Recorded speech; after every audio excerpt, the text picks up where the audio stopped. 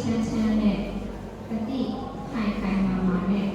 ဖြတ်သန်းသွားတဲ့နောက်ဆုံးပြီးဆရာလေးတို့အခုပဲလေးစားပါတယ်စိတ်ထဲမှာလည်းအမြဲတမ်းတတိယရှိနေမှာပါဘုရားစာပေကိုကိုယ်တိုင်လေ့လာသိပြီးတော့မှချစ်ကြံအားဖြင့်ပြီးတော့ဘုရားနေကြနေထိုင်သွားတဲ့နိုင်တော်များဖြစ်ရဲ့နောက်ဆုံးပြီးဆရာလေးတို့လည်းအားလုံးဝါကြရမှာဖြစ်ပါတယ်။ဒါရတော့ဒီဖတ်ပါသွားနေပေမဲ့ဒီကဒီမနဲ့ဖတ်ပါသွားသူဆိုတော့ကမှ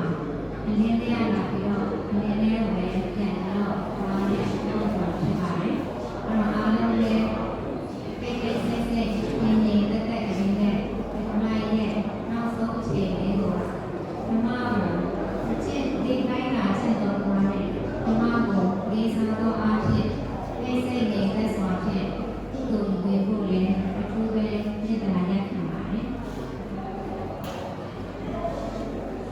အနေစာဝတ္တသင်္ခါရဥပါဒဝေယတတိနောဩပေစေတောနိရောသတိတေသံဥပါဒမောတုကောဒုက္ခဝတ္တသင်္ခါရဥပါဒဝေယတတိနောဩပေစေတောနိရောသတိ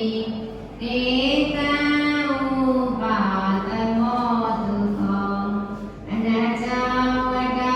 သင်္ခါရဥပါဒဝေယတတိနောဩပေစေတောနိရောသတိတေသံ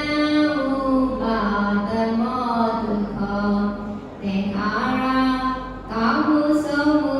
ဝိညာဉ်စုနှင့်ဘုဒ္ဓပူအေးကျွေးမွေအစာ